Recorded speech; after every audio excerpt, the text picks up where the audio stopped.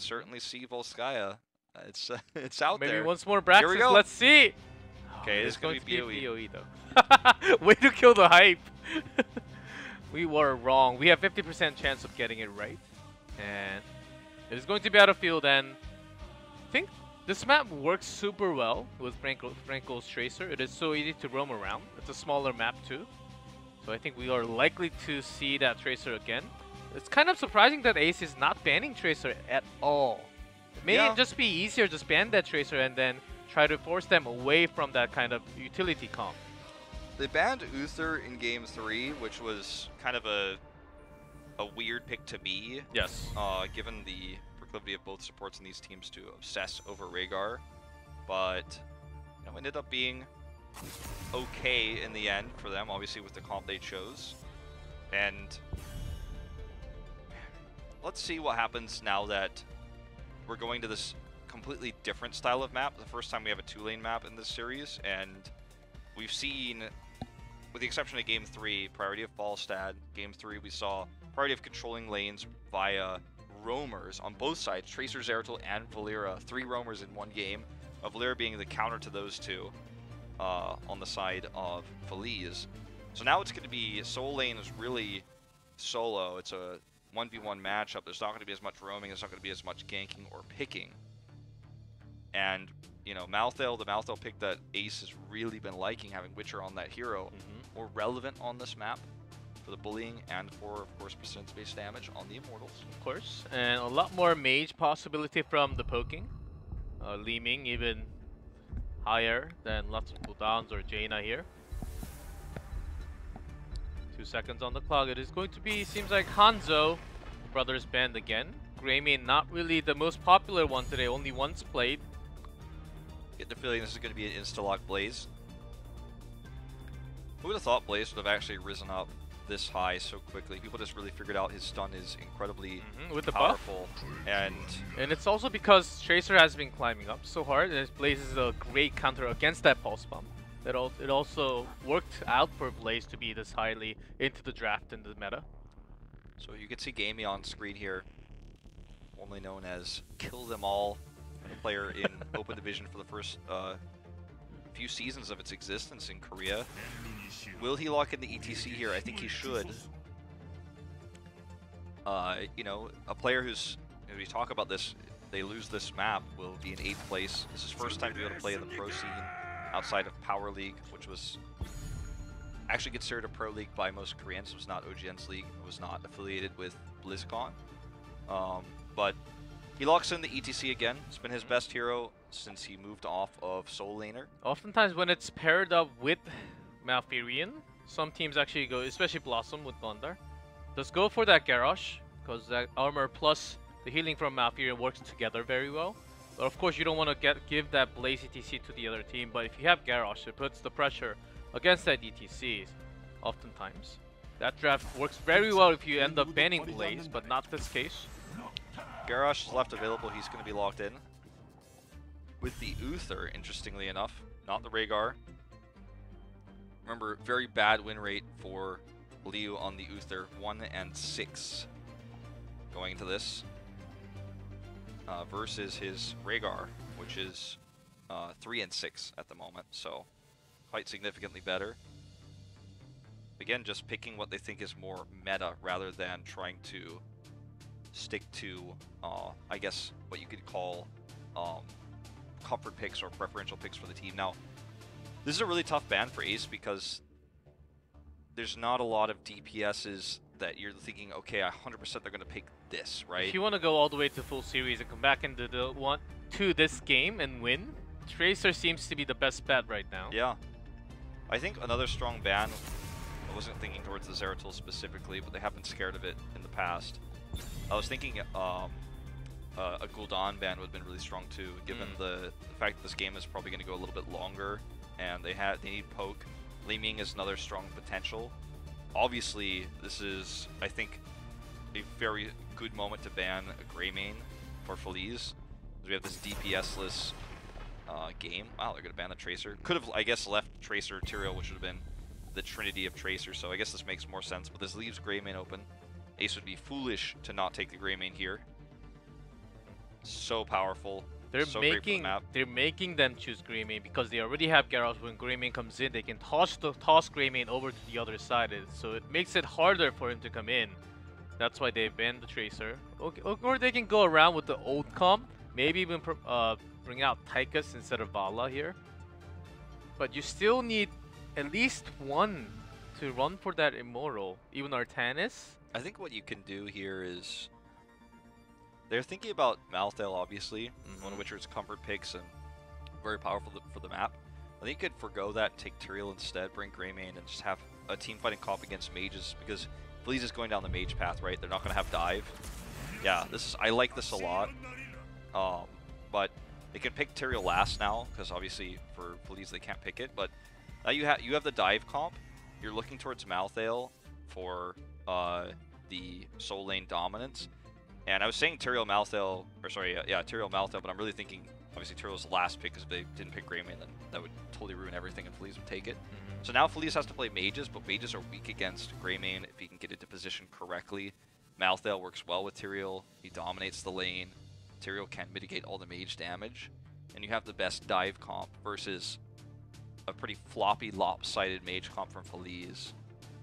I think Gleaming is almost a must-go now that ETC's onto the other side. Wave of Force, of course, a good counter against that Mosh Pit. And also Greymane from coming in. Tychus. Yeah, this is the old safe pick. Yes. Tychus Gleaming, always the go-to for poke. Lunara, though. Even more damage. Okay. I was thinking Sanctification was the perfect tool, but it wasn't. Because Uther is taken away, they can't do Holy Cow. With the Sanctification, it works perfectly well with the ETC and Marthael together, but it is going to be Lunara. Yeah, I mean, Tyrael would have broken the traditional rules of drafting. Obviously, we've seen both these teams do that quite a lot. Because it would have given them two soul laners with Malthael and Tyrael. Potentially ETC even with Stage Dive, but Lunara offers them a lot of damage. It's very powerful against Garrosh, because of how her damage over time works. Not very powerful against Tychus and Leeming, and has a very low health pool, so can easily be blown up by Leeming. That's my biggest fear, without having any sort of burst heal or sanctification. Like, if Lunara gets caught by any CC, and there's a lot on the side of Feliz with Blaze, Garrosh, and Uther, GG to that team fight, because it's going to be a reset for Leeming. Lunara's not going to last long, so Rush is going to have to be really good in terms of positioning this game. In terms of the race, though, they've got so much speed. They do have a lot. Even Greymane just plus Marthael, it's a lot of damage, but I guess they wanted to have some extra range damage, as it is quite hard for Greymane to do all the range damage by himself, since there's Tychus and Leeming from the other side. But from the speed, they locked in that Lunara. It seemed like they didn't even care about those last two picks. Lunara was already decided. Yeah. Even before that Tychus and Leeming pick. I think you're right. Well, let's see how it pans out. Lane swap here with Tychus, that we've seen so many times against Malthael, is going to limit his effectiveness in the top lane, but the trade-off obviously is that you're missing Tychus here, so he struggled a little bit, but with the lack of ammo in the current iteration of Heroes of the Storm, I don't know what to call it, like Heroes 3.0, whatever. It's not actually 3.0. But with the lack of ammo, it doesn't end up being as impactful, so you can make lane swaps like this a lot easier on two-lane maps. Tychus still staying up there, trying to gank onto Marthael if possible. I think that, Ace would love to be more aggressive because they have ETC here, but against Garrosh, get tossed over the wall if you try to do anything too fancy here. So it's actually really cool that because they have Garrosh, they can afford to have Tychus up there, and they're just going to trade camps, it looks like, here. OJ's just going to grab a stack. They're not going to contest this. Trying to get multiple stacks, so this ends up being a really cool situation for Feliz, though. I think that the fact that they have a bad matchup in the top lane is totally mitigated by this Tychus rotation. Garrosh makes it all okay, and he can just sit here and steal the stacks. It's not the best situation because there's 3 men here. Look at this. This is what I'm talking about. See you later, ETC. Ooh, ETC. He is dead. He is so dead. I love how Feliz was handling this. That was a... Okay, a big mistake. Of course, ETC will be thrown all the time like that. That's why Garrosh is a great counter against ETC. OJ is grabbing stacks too, man. He is just, every time it's on cooldown, he grabs a stack. He's not messing it up. Well, Look at this. I was about to say Feliz is not at the best wave clear with those 3 men down there, but with that kill, they have turned things around right now. And Hero needs support. And I don't know how this is all going to work out. The Immortals are going to spawn fairly soon. They're going to try to camp this while rotating up. Feels like Ace is just not prepared to deal with losing lane. Their plan with Hero was to dominate the top lane and expect the Tychus lane swap. And then Garrosh just makes it so much easier to actually execute that. So it was a mistake, I completely agree, that Gamey got thrown over the wall. But you know, it makes it so much easier to sit back defensively like Feliz was when you have the Garrosh there. He's just grabbing stacks. Now let's see how Ace plays this. Ooh, Aimer's in trap. There's a power slide. He is almost certainly going to go down. Good zoning route. Slow routes from KCB there. Yeah, it was late. Would have been in the right location, as again what I was trying to say. This is the second game where I struggle to say that, but yeah. Look at the speed at which Ace can clear this Immortal, though, with 2 great DPSs and Malthael. Oh, the stun, though, going to connect here, chaining together. All these stuns, including the Immortal stun here, going to be double here for Feliz. That's a reset for Frankel, a second one. Well, that was just unfortunate for Greymane. He was just trapped in that CC along with this Immortal stun also. Yeah, that was really unlucky. But Feliz capitalized on that. You can see the circles on both sides, so... OJ is just going to stop rotations here. He's the gatekeeper right now. Lunara's going to scout this out with her Wisp. And we're going to have the halftime in just a second, but this is where it's going to get a little bit crazy because, remember, Ace has kind of a less divey comp than they would normally have because Garrosh is on the other side. They can't just hyper-aggressively go in. Lunara, there's a CC chain blown up! Well, they're still likely to get the Immortal. Let's see if Feliz can actually stop this from happening. I don't think so, but how many members are going to die is the big question. They get out with everybody, but 18 health finally over the wall. I think it was the E there from Malthael that gets it. Frankel. Another reset here. But 6 kills to 0. Immortal is going to be half shielded. I think this is pretty okay for Feliz. Like, this, I don't think that Ace can do much with this Immortal. They obviously are mostly just respawning at the moment. And it's going to be, I think, only a cannon tower and part of the gate they get. So Feliz gets those kills, reacts quickly, comes back. They have Blaze in the bot lane. So yeah, I think this is a win for them, just because of the experience from the kills alone. Yep, that's an extra for them. And also it took a long time for Ace to come towards this Immortal who's actually going down, even getting a single hit onto the actual fort. So good trade, Feliz. They're leading big time now from winning all those team fights. Nice focus and using Garrosh to come from the side and flank onto that Lunara who was basically deleted off the map right there. Indeed. Blaze is rotating around right now, making it look like he's going up. Does show himself, and Malthael's going to come back down there to meet him. Some trickery going on here as they go to this neutral zone. Everyone's played BOE where you're like, okay, well, there's nothing except neutral camps. Like, so should we fight? Or sometimes both the neutral camps are taken and you're there and you're like, what well, do we do? What do we do? I guess we just sit in the lane and shoot abilities at each other, right? Like we play ARAM for a second. But yeah, Feliz takes this experience lead, which means they're likely going to have 10. Well, they will definitely have 10 by the next Immortal, and unless Ace somehow makes a huge play in the next minute and a half or so. They're going to get that camp to the bottom. It looks like his Blaze did rotate up. No one can deal with that, so Hero down here will solo this. He has the cleave. It's one of the buffs to Malthael with the rework. Where you can clear the camps a lot faster with that cleave, as you can see. Grabs that. How significant will that be? Well, that's tough to say. They are going to commit heavily to it. They want to try to catch up to 10 with this siege camp. Big rotation coming down here for Feliz, though. They don't have 10 yet, but still, Ace is going to have to back off. I thought they were trying to go for that camp, but they were trying to punish ETC. Not going to happen this time. So that big rotation down was not really worth anything. I thought they were going to invade into the camp. Well, this is a great opportunity for Feliz to just take the advantage for halftime with 10. And after halftime, because they have a health advantage, they can just poke away at the Immortal. ETC, Safety ends up taking the stage dive. I think it's a great choice given the wave of force on the other side, which is even already locked in. Sometimes you'll see players hold that, but Laming is not even going to. Obviously very strong against basically everything on the side of Ace, realistically, with wave of force.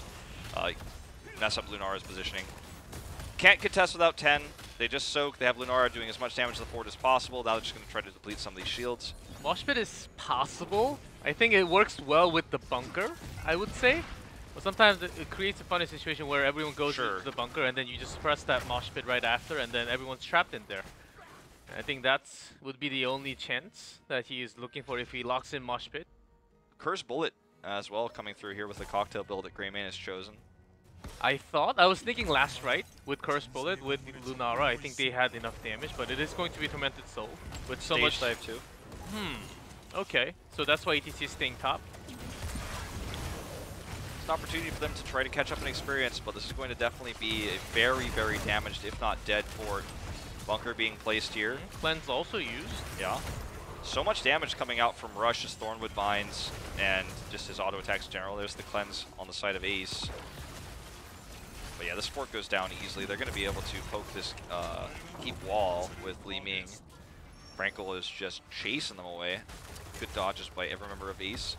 Sure, ETC is making this less effective in terms of experience, but the damage is absolutely done here, and ETC has to even deal with this camp up here. It's messy. It's not even Echo Pedal, so it's going to take a long time for him to... It doesn't really pair up with the stage dive at all. Even Pinball could have been better. What is he trying to do alone diving in? Game came way too late. Martel was going in alone by himself. I did not really follow what happened there, but that was a bad mistake. Yeah, it was basically a kill me move. Yeah, it was definitely greedy, I guess is the nicest, like, caster-friendly word we can use to describe what has just occurred. Or in here, Gamey, though, is going to punish this positioning. He's waiting for that perfect power slide. That wave of force was just good enough. Just good enough. I want an instant replay of that. Frankel the god. That wave of force saved OJ's life. Yeah, OJ had the level 4 talent first. Self-cleanse anyhow, but still that wave of force helped him big time there. Oh man. Feliz gonna hit 13 now. Walks away with no damage whatsoever. Can head up to try to control this camp, and they will.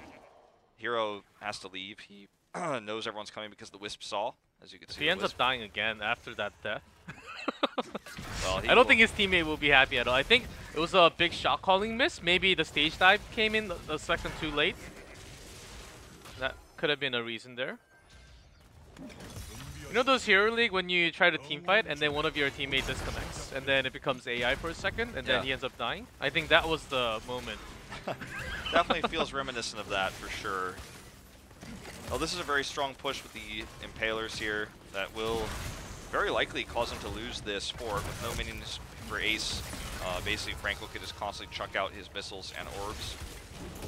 Can't really get into position here. Game is dismounted, so can't punish this. They save the fort with a very small victory here as we head towards this next phase. Now, this is the best position for Immortals for Ace because it forces Feliz to come to them with a comp that's mostly poke-based. But look at that. They chain the CCs together. Gamey is so low. Tranquility used early. Had one reset come off there, it would have been disastrous. But, you know, they used everything. Feliz did pretty much to make that happen. Ace has a heroic advantage at the moment. Gamey still has that stage dive. Could actually press on to the other side, but going to force all the damage into this Immortal when they have the time. There's the quest completed here for OJ. Gamey's thrown and gone.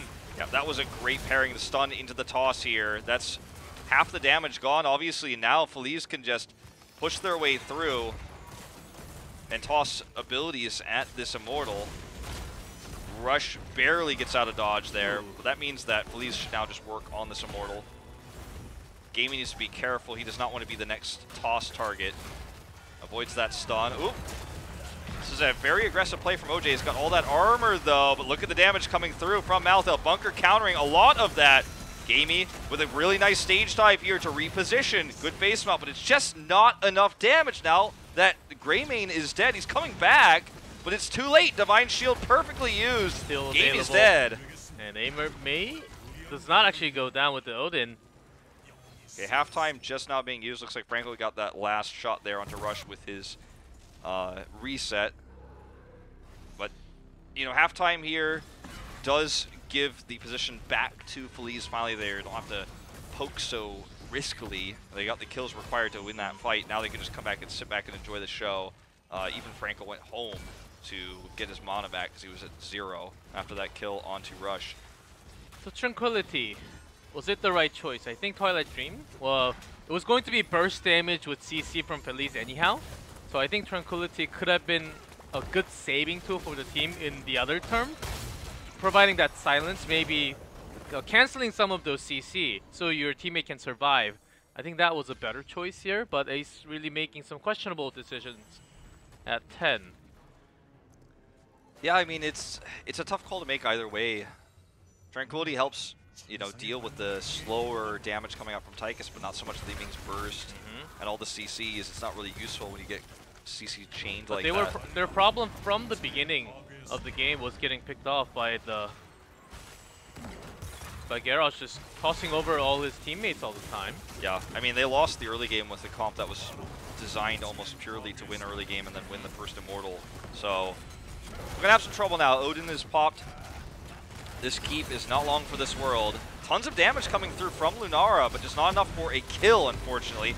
Tranquility here, again, just not helping against this burst from Leeming. Gaming goes down, resets here. Galore for Frankel. Tormented Souls gets him low, but Divine Shield means he can do whatever he wants now. Witcher's the next target, has to dash away there with his Razor Swipes, but he's not long for this world either. Frankel aggroes the cannon tower here, the Sentry Cannon, but it doesn't matter. Even with Witcher still alive, the Immortal here is going to do enough damage, and it looks like Feliz will finally close this series out. Frankel makes it so it wasn't a perfect game there, sadly, for Feliz, but perfect games don't give you extra points, just pride points. Feliz will take this series 3-1 and take 7th place in Part 1 for Phase 1 here of 2018. Nicely done by Feliz. They were basically outplaying this entire best of 5, except for game number 3. That Valera was pretty shocking, of course, for Feliz when they had Zeratul, Tracer both countered by that single pick. But in game 1, 2, and 4, I think Feliz was outplaying the entire time. Ace made lots of questionable decisions, especially with their global rotations, their heroic choices sometimes, with their picks, how they prioritize some other picks when ETC Blaze was supposed to be on top from the beginning of the series tonight. I think the big highlight for me was Valera showing her viability in terms of shutting down mobility heroes when they drafted them so early into the draft. Valera was picked last there with a new rock, so many stuns kind of paired together there. It was a really interesting series. I feel like the worst game was definitely the last one. It was obviously the most one-sided game.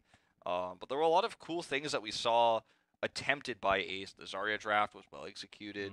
The last game that just really fell apart because the early game was they got smashed there, and then they were always kind of one step behind. Yeah, Lunara didn't end up doing too much damage. If they had Tyrael, they just didn't have burst. They went Curse Bullet also, so they couldn't finish off those weakened targets. And it missed oftentimes. Yeah. Guess FPS is pretty hard, Greymane, you know. The Curse Bullet missed many times, and it was supposed to be aimed for Garrosh most of the time, but it didn't even hit Garrosh oftentimes. They were losing a member before the team fight because of that Garrosh, and ETC could not do so many. And Gamey's ETC is one of the better ones, I would say, but today he was having a very tough time alone without that Tyrael that we mentioned in the draft. And Frankel was very aggressively positioned. I feel like when he was low, there were often times where Frankel's health bar was completely Lunara colored. And then he obviously was able to eventually heal through that. Yeah, with the dominance, of course. But I feel like if Go for the Throat is out in moments like that, you can actually kill these squishy heroes, especially Frankel, who's being very aggressively positioned a lot of those team fights. So I don't think Curse Bullet worked out the way they wanted it to. The comp was intelligent, and it was good for racing, but they needed to win the early game and win the Malthael lane.